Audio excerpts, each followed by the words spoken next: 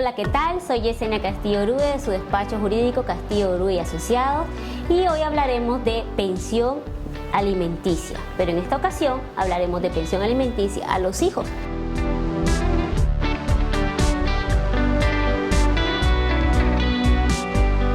El artículo 315 de nuestro Código de Familia determina la obligación de dar alimentos y el derecho a recibirlos.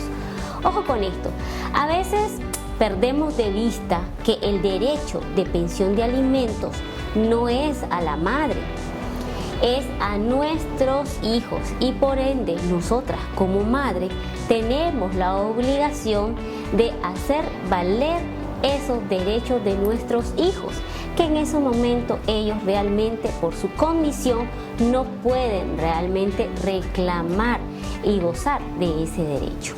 También puede solicitarlo el padre, lo acabo de decir, enfocados en la madre, pero también el padre que tiene el cuidado y crianza del niño puede solicitar la pensión de alimento a la madre. En este caso, entonces, hay que aclarar que la pensión de alimentos muchas veces la enfocamos que es el padre el que está obligado a pasar alimentos al hijo, pero cuando la madre tiene el cuidado y crianza de ese hijo.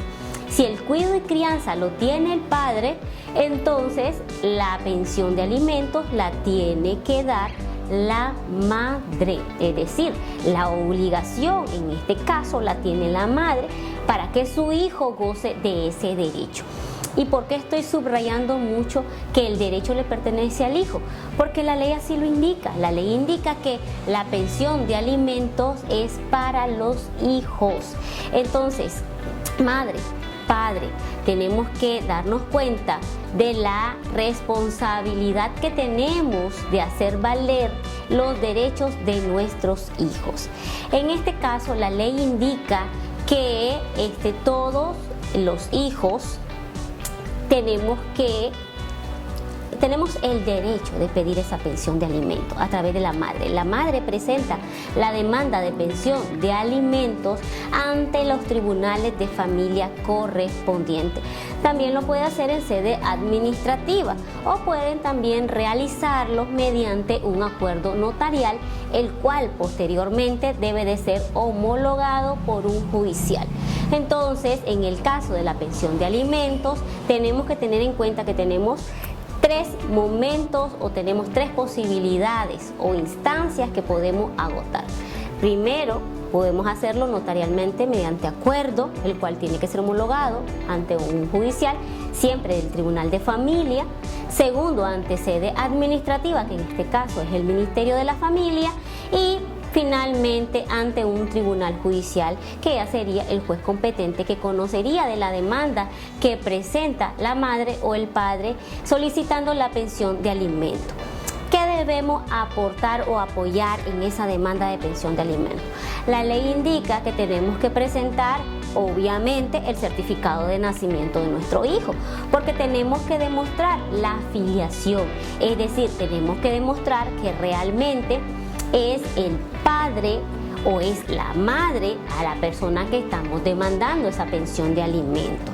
Posteriormente, obviamente, tenemos que acompañarlo con la cédula de la mamá, la cédula del papá, si lo tuviéramos, y el certificado de nacimiento lo indicábamos. Si estamos hablando de retroactividad o el pago, el reconocimiento de que esa persona no ha dado alimentos por determinado tiempo, también tenemos que acompañarlo de una tabla de gastos. De igual manera, ya sabemos que tenemos que demostrar o adjuntar si esta persona ya pagó colegiatura o matrícula escolar, los gastos diarios o mensuales que están teniendo, y que la retroactividad de esa pensión de alimento es por 12 meses.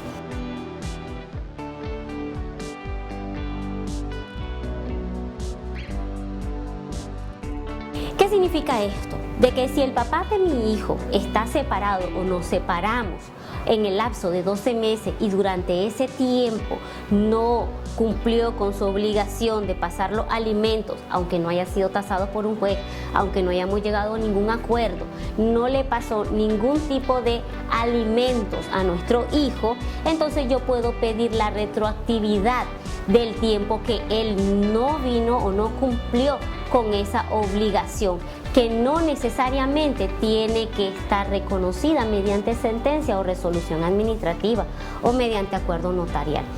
La obligación existe desde el momento del nacimiento de nuestros hijos.